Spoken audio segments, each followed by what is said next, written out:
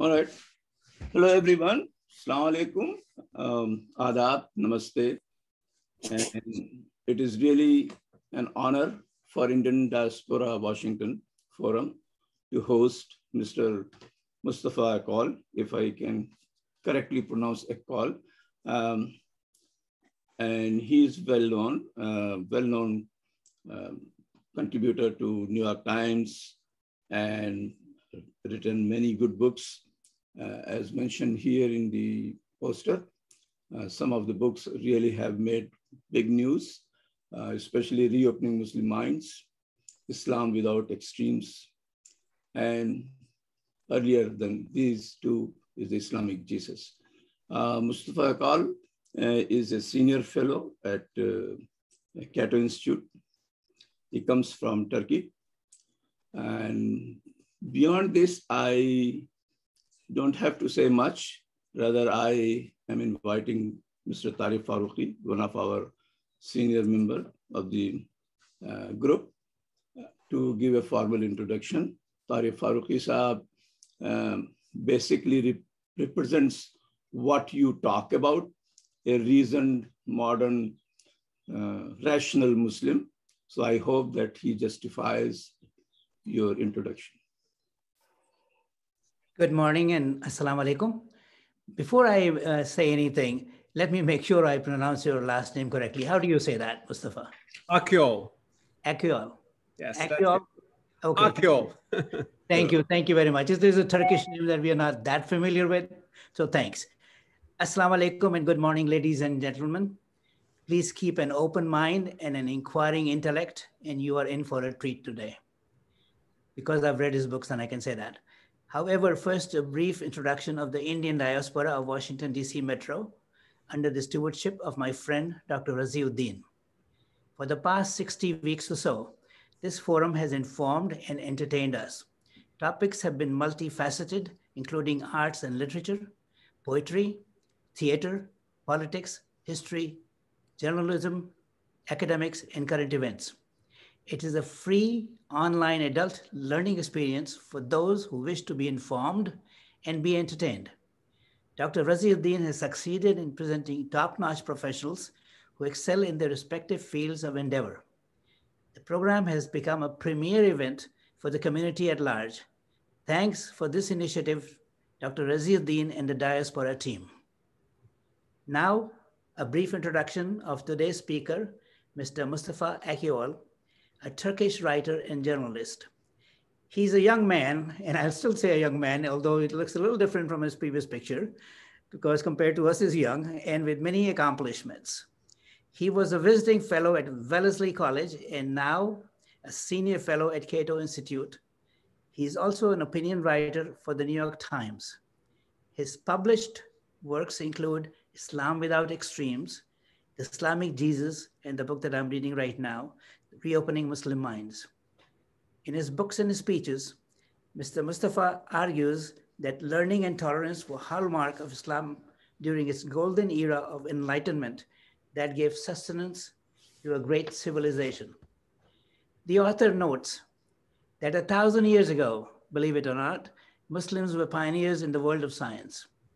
The best advances in science and medicine came from the Muslim world. For instance, algebra was developed by Muslims. Inventions originated from the Muslim world and were transferred to Europe and beyond. Muslims learned mathematics from India and adopted the numerals. These inquiring minds searched for knowledge, absorbed them from foreign sources, and further developed them. Akyol's works takes us back to the theological debates that took place in the Middle Ages between two schools of Islamic theology known as the Ash'arites and the Mu'tazilites. The Mu'tazilites believed that fate was compatible with free will, while the Ash'arites argued in favor of a predeterminate view of the world. The Ash'arites won the debate, and unfortunately, this victory led to the closing of the door towards rationality and reforms. Later, Muslims became insular and stopped believing that any ethical value could come from outside anymore. The doors to external learning were closed, and the results are apparent all around us. An interesting story from 2017 when Mustafa was a guest lecturer in Malaysia. In a lecture, he used the Quranic phrase, La ikraha fid din, which is translated to, there is no compulsion in religion. This thought-provoking lecture, however, ran into Malaysia's apostasy laws.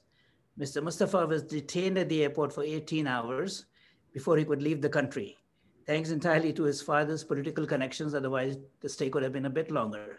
So that is the state of the world we live in. Ladies and gentlemen, let us now turn to our guest speaker, Mr. Mustafa Akyol. His topic today is Islam, freedom, and tolerance, reclaiming a lost legacy. Mr. Mustafa Akyol, please. Thank you. Thank you, Dr. Faruqi, for this very kind introduction. Thanks to Mr. Razuddin for organizing this. We've been speaking about this event for a while. Good morning and salam alaikum to you all, and thank you for joining us this morning as well. I'll speak about some of the ideas in my new book, Reopening Muslim Minds. And there are many things there, honestly, so I would not be able to really summarize all of it. But I just wanted to give you a few highlights from some of the arguments that I advance in my book.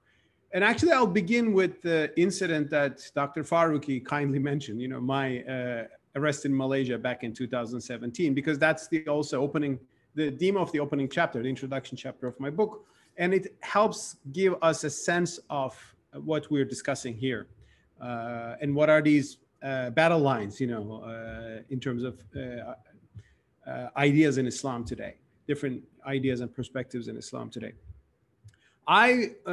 Malaysia is a country that I've visited, I don't know, 6 times in 12 years because certain Malaysian institutions, you know, liked my work and they invited me for conferences. Especially the Islamic Renaissance Front, that's a organization based in Kuala Lumpur. They translated my book into Malay, and in 2017, they invited me for the 4th time for giving a few public lectures in Malaysia, in Kuala Lumpur in particular, the capital. And I was in Wellesley at the time. It was a long flight. I mean, it was the other end of the planet, basically, but I said, okay, I'll do it. And I went to Kuala Lumpur and I had these lectures, and the second lecture was on a sensitive topic, which is ridda, as it's called in Arabic, or apostasy. And you may be familiar with this because this is a controversial matter.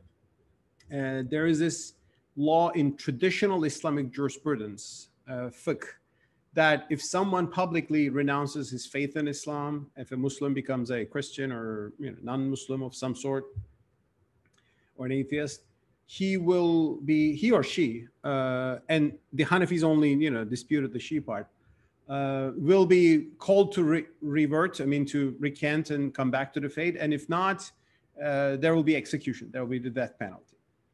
Now, this is in fiqh, that's traditional jurisprudence, which is not, of course, implemented everywhere in the world today.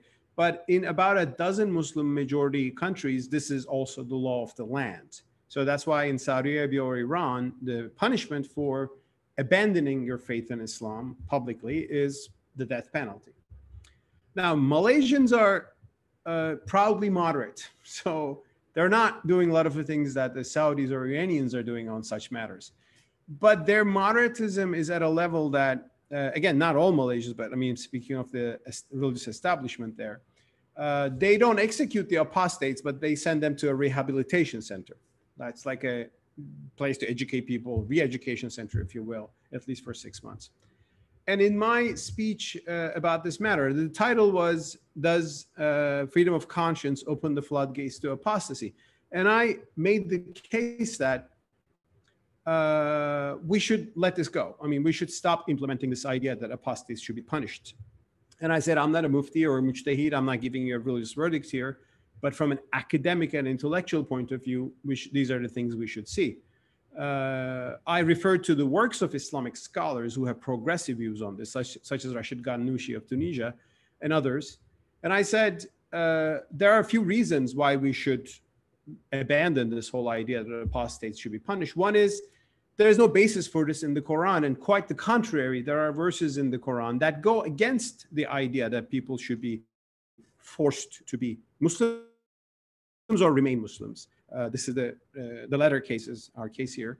La ikraha fi din, probably every Muslim who's a little bit educated about religious sources know this part of the verse in Baqarah 256, which translates into English as there is no compulsion in religion, or let there be no compulsion in religion.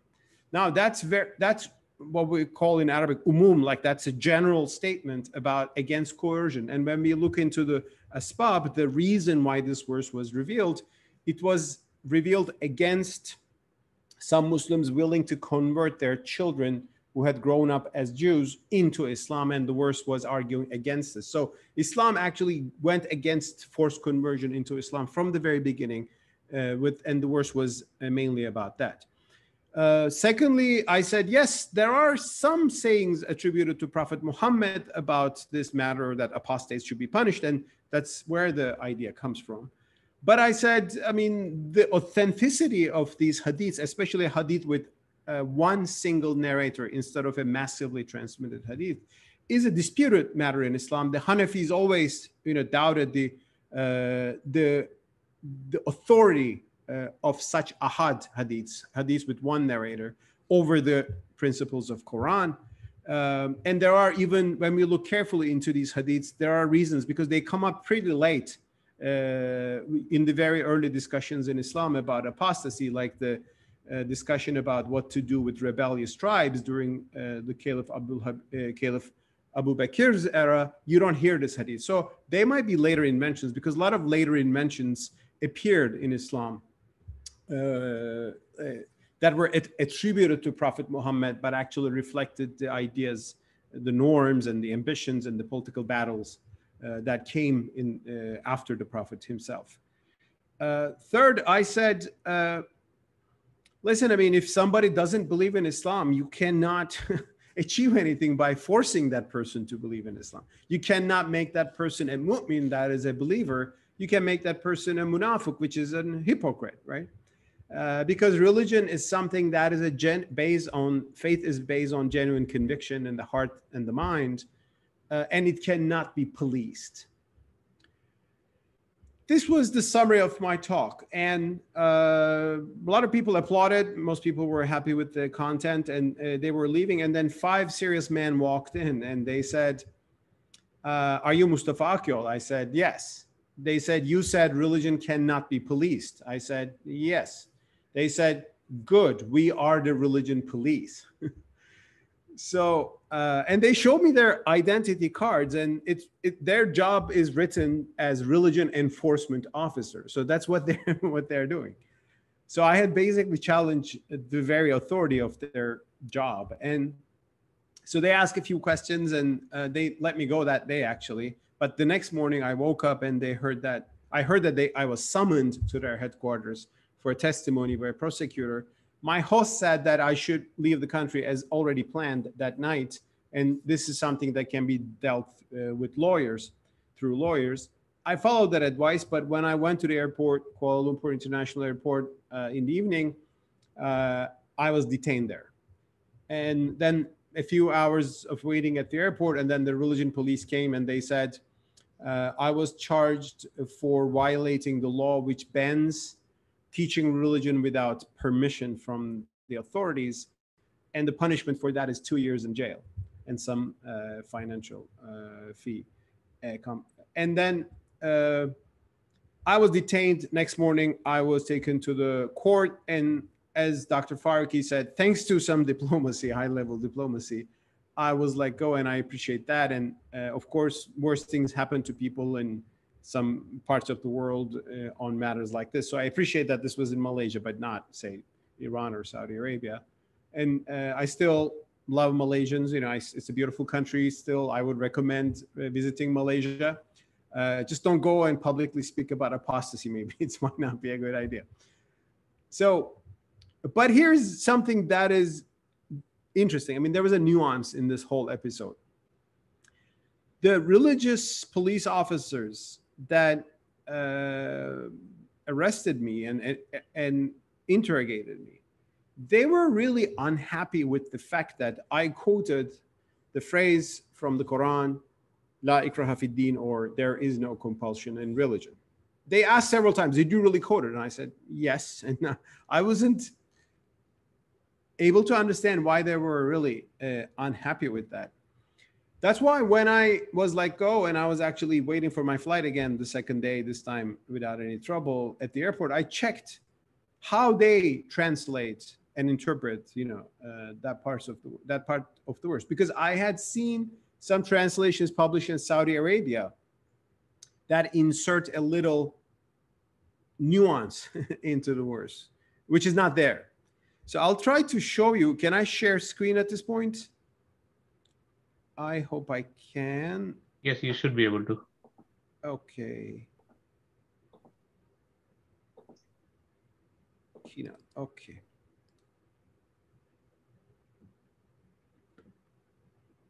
Oh, it's actually, I can't. This happened to me yesterday too, apparently. So yes, this is complicated. I tried to do it yesterday too.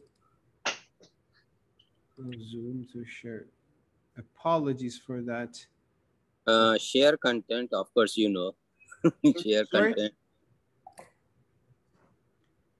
Okay, so I'll not be able to do this. Okay. If you want to email me, I can some share. Zoom preferences which requires me to shut off the application. I'll not do that. Apologies for that. I'm still technically. Do you want to send your slides or something? It's okay. I'll explain it here. Here's this thing. When you open most translations of the Quran today in English or in another language, you will see that Baqarah 256 as written as there shall be no compulsion in religion. But in certain Saudi translations and also in Malaysian translation by Jakim, that is the official religious institute, they don't write it like that. There shall be no compulsion in religion. When that phrase ends, they insert a little part in parentheses. So it becomes, there shall be no compulsion in religion in becoming a Muslim. So there's no compulsion in religion, not for everything, but only while you are becoming a Muslim. Now, why do they insert that? Because if you say there shall be no compulsion in religion, it means it's all freedom, right? I mean, you can be a Muslim if you somehow lose your faith. You can be a Christian. That's your, God doesn't punish you on earth for that. I mean, what happens in afterlife is, of course, a different matter. Also it means that when you are in the religion, when you are a Muslim, it is up to you how you pray or how you fast. So it means that your religious practice also should not be coerced. At least we can extract that idea from that. But if you say there's no compulsion only while entering Islam, it means once you enter, you cannot leave. And also, once you enter, you are under the authority of the religious police. It means that if it's Ramadan and it's a hot day and you're drinking a glass of water in the public square, the police can come and arrest you, as it happens in Malaysia, as it happens in Pakistan, as it happens in Saudi Arabia. Or if you're a Muslim woman and you are living under the authority of this Islamic system, the police can chase you for not wearing a hijab, as it happens in Iran, and it's a big controversy going on there for many years, especially there are activists against that enforced hijab. So the point is, there's a verse in the Quran, and there are other verses like this, by the way, which tells Prophet Muhammad that he's only a messenger, but not a compeller over people. There's another verse which says, if God believed, everybody on earth would believe, so how can you force people? There are verses in the Quran that really highlights the idea that religion is not something to be imposed. But our Islamic tradition that grew in the first centuries of Islam with jurisprudence didn't fully emphasize these verses, and it sometimes even put them aside by abrogation. I'll come to that in a second, what abrogation means.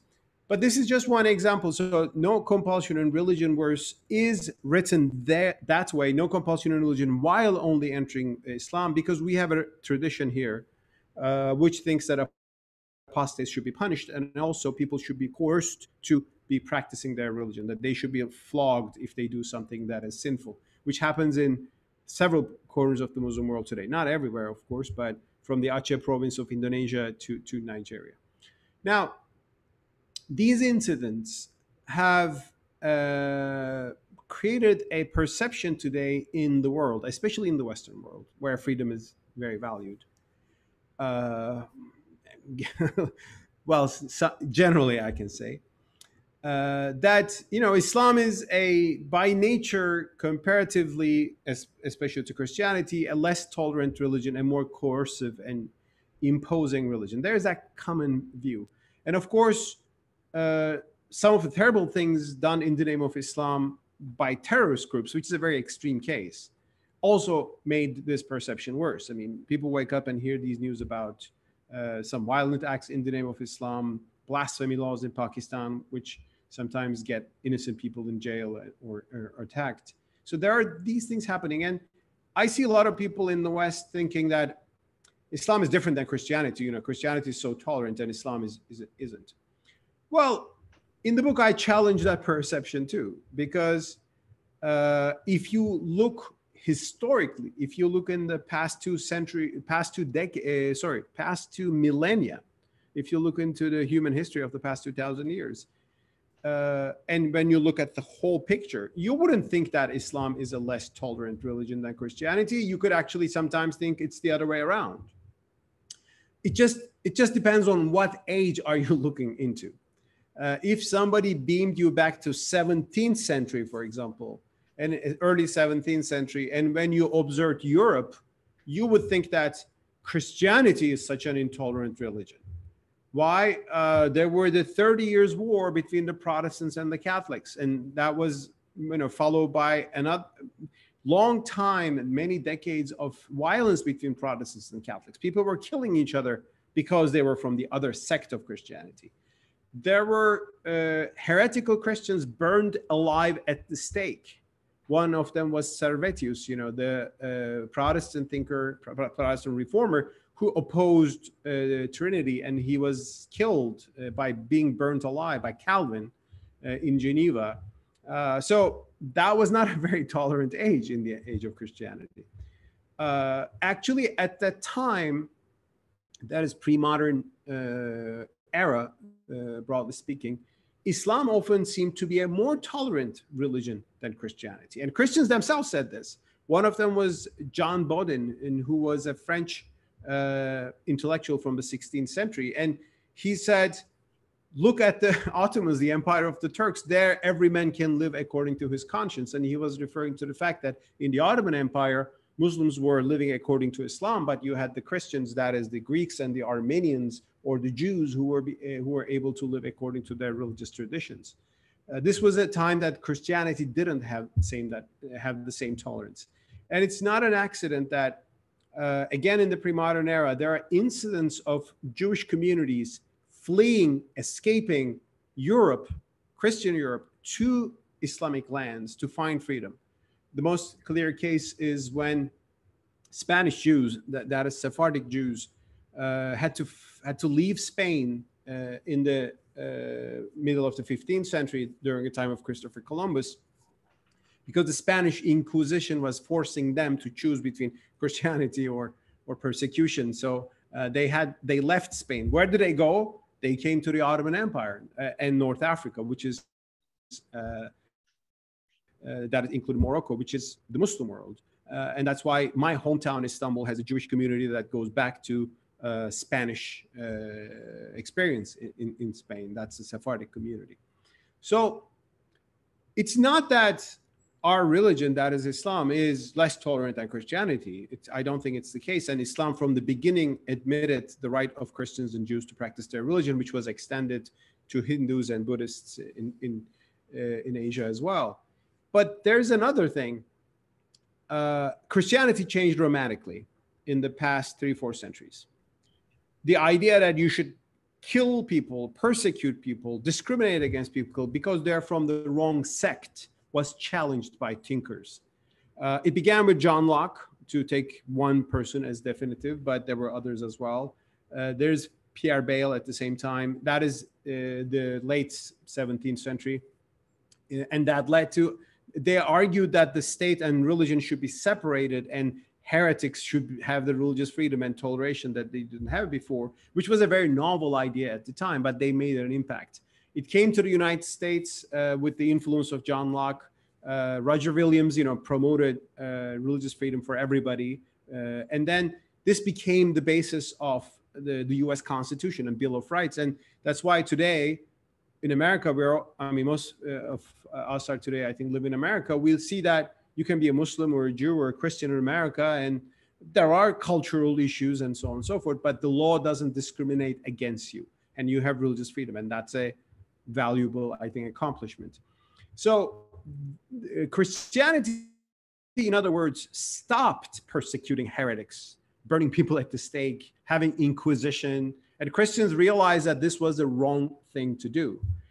Also, when this transformation happened, Christians looked back into their religious texts and they saw ideas there. They saw passages which did not give them the same idea for a long time. For example, today, if you ask your Christian friends about separation of church and state, they will say it's an idea that is actually rooted in the Bible, in the New Testament, where it is rooted in the statement of Jesus, where he says, render unto Caesar what is Caesar's and render unto God what is God's.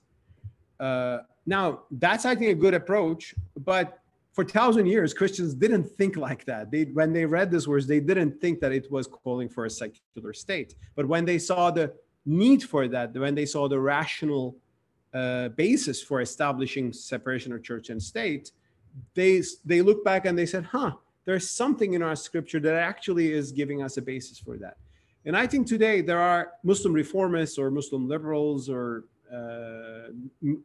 those who call for renewal, tajdeed, are doing the same thing. We look back into the Quran and we find, there's a verse which says there is no compulsion in religion, la ikrah fi din. It didn't appear to many Muslims for centuries that it doesn't mean that you should do religious policing, but maybe it means that. So we're finding new meanings in scripture, which is not a surprise. And there's nothing wrong with that. Now, however, there are a lot of issues when we're going to speak about this issue of freedom and Islam. And at some point in my book, I say we are at a point in Muslim history a little bit similar to the history to the point in Christian history when John Locke was making his case for toleration and religious freedom. I say, let me read that passage in later passages, chapters of my book. I say, the big remedy we need, call it a great reform or renewal, is really having no compulsion in religion. It is, in other words, giving up coercive power in the name of Islam. This means no more religious and moral policing, no threats to apostates or blasphemers or innovators, no blasphemy laws, no public floggings or stonings for sinners, and no violence or intimidation in the family. It is to accept that religion is advice, nasiha, as a hadith in Sahih Bukhari reads, that it should be advanced by civil means. Now, I should say that a lot of Muslims are already doing this. When you look at the Muslim world today, from Bosnia-Herzegovina to Indonesia, Islam is spreading and being kept alive by civil efforts. I mean, there are Sufi orders, there are Muslim organizations. They are not imposing their understanding on others. And I think they are breeding a more healthy Muslimhood, where we have coercive orders that are in the name of Islam, such as the Republic of Iran. What you have is not real piety, but most of the time hypocrisy. I've seen so many ex-Muslims coming out of Iran, and when I ask a little bit why they lost their faith in Islam, of course there are many reasons. Some people act philosophically, but also many of them, it came out that they are angry at the state for having all these authoritarian measures in the name of Islam, and their anger at the state actually is translated into a rejection of religion as well. But how do we go forward on these issues? I rely on the broad movement called Islamic modernism, which began in the 19th century Ottoman Empire with intellectuals like Nama Kemal, with religious scholars like Muhammad Abduh and Rashid Rida later, first in Egypt and Syria. And it was advanced, I think, further in the 20th century by scholars like Fazlur Rahman Malik, who was a Pakistani scholar who had to flee Pakistan, who had to leave Pakistan for his safety. And He did teach at the University of Chicago 2 decades before his passing in 1980s. What I try to do is to distill all that tradition into some of the key issues of our day today. And I'll tell you a little bit about what this means and a few examples. One key argument is the primacy of the Quran.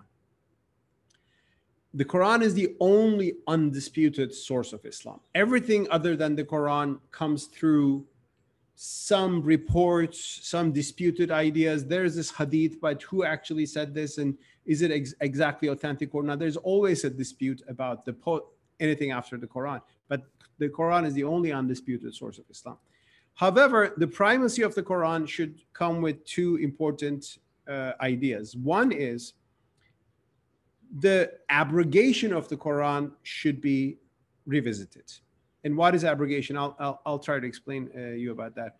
When you look into the career of Prophet Muhammad, the mission of Prophet Muhammad, it began in Mecca, the year 610, as we believe. He heard, peace be upon him, Prophet Muhammad, he heard from he was in a cave, and Angel Gabriel, spoke to him, Ikra, recite in the name of the God who created men. And it was the beginning of the Quran, and he started preaching monotheism in this polytheistic city of Mecca. For 13 years, he was in Mecca, and he and the followers, the first Muslims, were heavily persecuted by the Meccan polytheists, the mushrikun, as the Quran called them, those who have partners with God, the polytheists. Now, what was the demand of Islam in this Meccan setting? What Muslims were wanting, what they were asking for?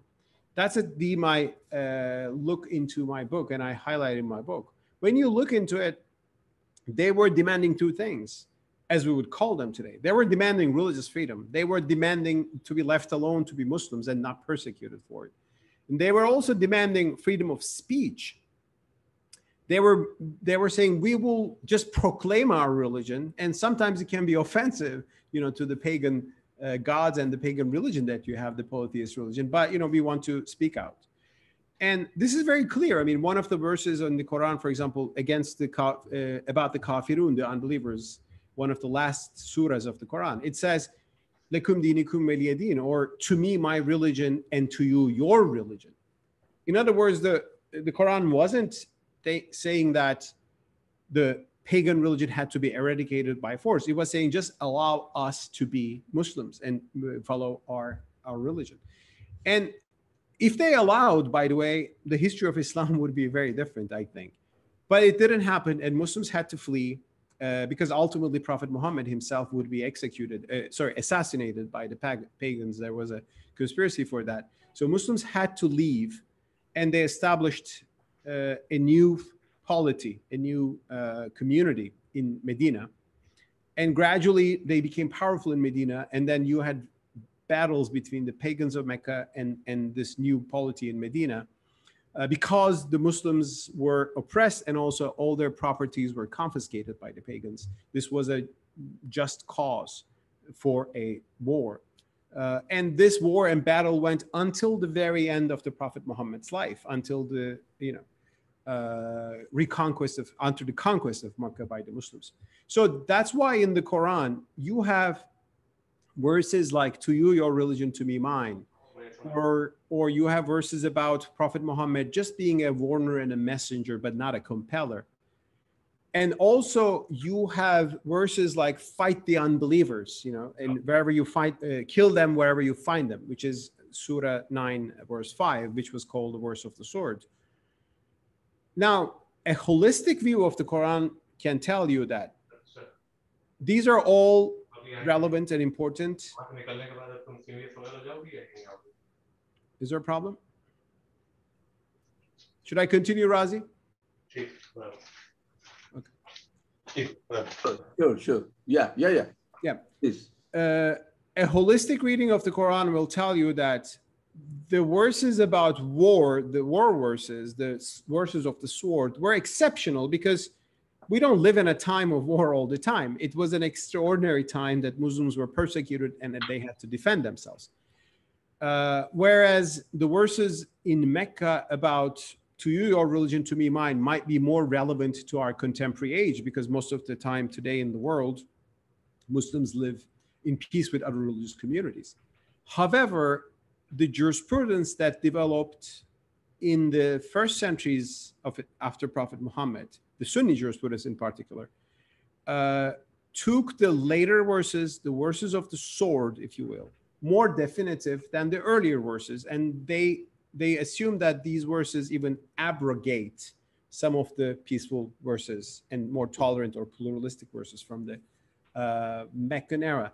And that is, I think, a major problem that has taken place in the Islamic civilization, because all these verses about understanding, toleration, non-coercion, pluralism, patience in the face of insults have been basically rendered ineffective by the idea of abrogation that upheld the verses of war, qital, or the jihad verses, as they would later be called.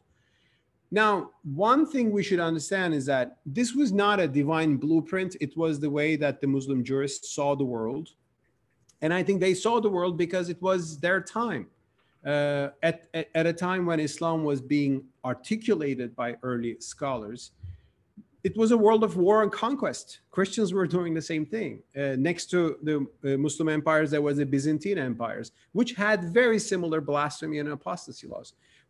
On the other side, there were the Sassanid Empire, which again thought that religion and state are twins, and they had similar laws that are upholding their faith through the sword.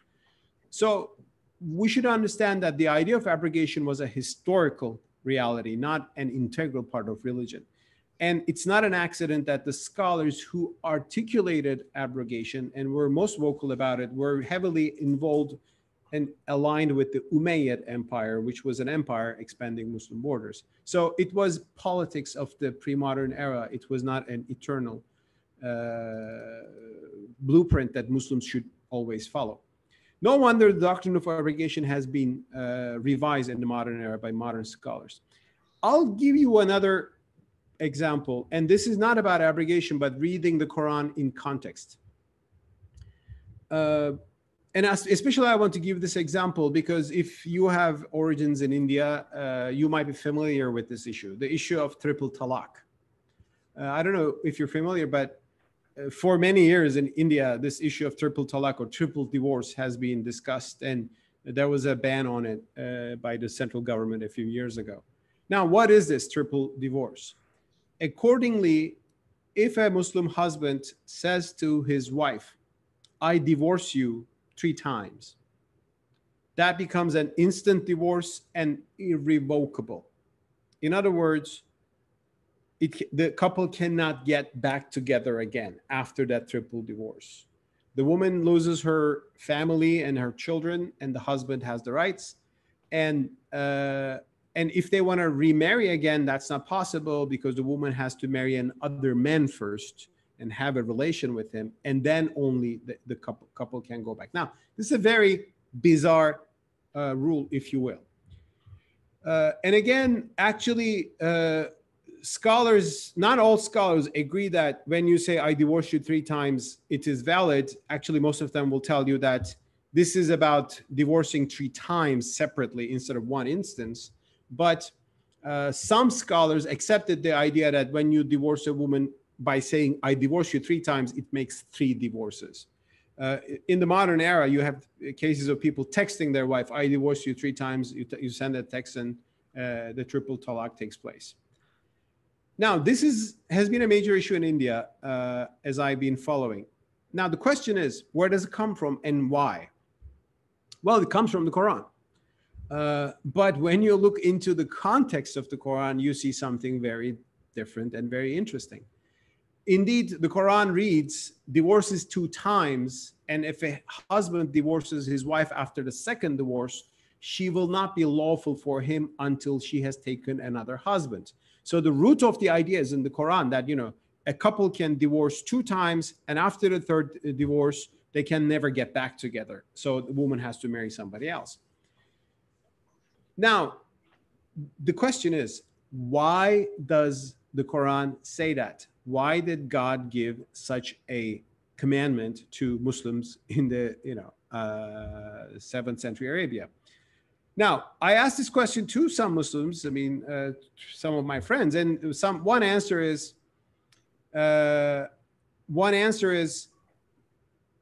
this is the divine commandment. This is the hukum Allah. That's the God's commandment, and we have to do it. You're not even supposed to understand why, or at least you don't need to understand why. But when we look into the context of the Quran, we see something very interesting, and that is that Arab men were using the idea of this divorce in a way that oppresses women, and this is how it was working. There is this in the context of the Quran. There was the idea that when a couple divorces, the woman should wait for iddah. That is a period of 3 months. So it will turn out that whether she's pregnant or not. And that's a sensible tradition. And actually, the Quran continued that. That's still why we have the notion of iddah in Islam. So, however, some men were abusing this, and if they had a wife that they wanted to really abuse and torture, they were saying, okay, we divorce now. And before the end of the iddah, that is 3 months, they would say, okay, I take you back. Then they say, okay, I divorce you again. Then I take you back. Then this was continuing repeatedly. And we know that from Aisha, the Prophet's wife, a woman comes to Aisha and complains that her husband was abusing her with the idea of this endless talaq, which never really ends. So she was kept hanging for years. That is why after this complaint by Aisha to the Prophet Muhammad, soon the verse came which said, divorce is 2 times, and after that, leave her or take her, basically. I'm paraphrasing the verse. So this was a solution to a patriarchal custom in 7th century Arabia. And the point was basically saving women from abusive men who were actually using this idea of endless talaqs, endless divorces, cycles, which is very important. So I think this is an example in understanding that the commandments of the Quran had a certain context. And in that context, they served a purpose and intention. And that intention is always a moral intention, like protecting women, like protecting slaves from their abusive masters. But if we don't understand that there's a context to it, and if you take the commandment out of that context and implement it in a very different social context, it can go to another intention. It can lose its intention and become abusive. So that's why contextual reading of the Quran is very important, as the Islamic modernists have been emphasizing. Now, another issue that is really crucial, and actually that's one of the biggest discussions on my book, is about the very meaning of Islamic law. And that goes back to a lot of philosophical discussions about the meaning of what the term was, husn and qubh, or good and beauty.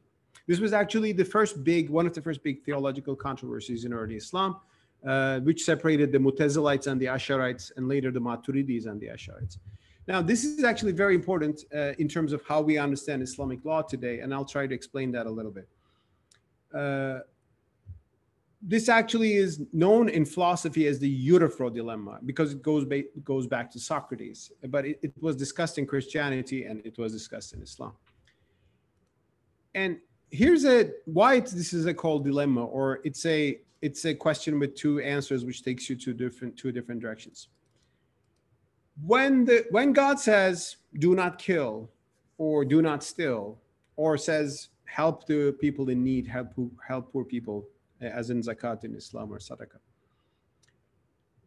is God giving us these commandments because these actions, that is not killing people or helping people in needs, are they good in themselves? Are they objectively good or bad? Or do they become good or bad only because God said so? In other words, is stealing bad because God said do not steal? Or did God say do not steal because stealing is bad in itself? Now, this issue, which divided the early Islamic theologians into two camps, is, I think, very crucial still today. Because if you take the idea that there are objective right and wrongs in the world, and the Sharia, Islamic law, and other Islamic teachings are educating us about these objective rights and wrongs in the world, you begin to see the world in a more universalistic way. If there are objective good and bad values, they could be known by non-Muslims as well, through inherent conscience, through their philosophy, through their laws, through their traditions. But if you say Sharia establishes right and wrong, and murder is bad because God said so, stealing is bad only because God said so, you limit your ethical vision only to the commandments of your religion. That is your Sharia, or it's halakha, if you're Jewish, or whatever religious tradition you're carrying with. And I think, in my view, one of the successes of the early Islamic civilization was its cosmopolitanism. Muslims studied Aristotle, Muslims studied Greek philosophy or other religious traditions, Christian theology, and learned things from them and got ideas from them. And because there was the sense that wisdom comes from anywhere, and because it's rooted in human nature, it's in human fitra, it's in human conscience, it was a more universalistic view. But the dominance of this idea that good and bad are only defined by religion led to the rejection of any ethical knowledge that is coming from outside of Islam. Today, you can see this in Islamic circles, or Islamist circles especially, who would, for example, reject the notion of universal human rights. They will say, what is human rights? I mean, it's just some people sat down and made it. Because human conscience doesn't establish value, they would reject that it has any meaning. Whereas if you believe that human conscience in itself establishes ethical value, you can say the achievements of humanity, like human rights, like liberal democracy, right, like religious freedom or freedom of speech, they do mean something. And then you can, with that universalistic view, you can look back at your religious tradition. And then when you read the Quran, when you read the sayings of the Prophet Muhammad, with that universalistic perspective, you can map out intentions. When you see a problem that really conflicts with conscientious views, you can try to find a way out of this. Just like triple talaq. I mean, when you see triple talaq and with a conscience, you can say, well, this doesn't make sense. So let's try to see what this verse is saying us. And when you do that, you look into the context and you reinterpret that. So one of my basic arguments is that we Muslims should revive the universalism, and that is ethical universalism and philosophical universalism that really made us a great civilization in our first centuries. Dr. Faruqi, when he was introducing the speech, he mentioned that 1,000 years ago, the greatest scientists, inventors were coming from the Muslim world. Indeed, that was the case, because Muslims were not shying away from studying the achievements of humanity. At that time, it was mostly Greek philosophy. Today, it would be the whole humanity, right? I mean, from Western philosophy to advancements in Japan about science and technology, or political order. So what happened in the modern era is that, first of all, because of a rigid theology and jurisprudence which rejects learning anything from the outside world and engaging with it. Second, because of a reactionary political mood that came out of colonialism and all the, of course, terrible intrusions of the West and other civilizations, we put ourselves into a corner and just reiterating the old ideas. When we, I think, open up and re-engage with the world, and by revisiting these ideas, we can see that our tradition, our religious tradition, is built on wisdom and ethical value, but we have to reinterpret it in every day and age. If we look into the Quran and we look into the intentions of it, we will see that the Quran was uplifting women in 7th century Arabia, for example. But if you go literalist and implement certain verses without understanding their context and intention, today you can turn them into verses that put down women, into patriarchal notions. So that's why my book is called Reopening Muslim Minds, because I'm calling on Muslims to rethink these issues.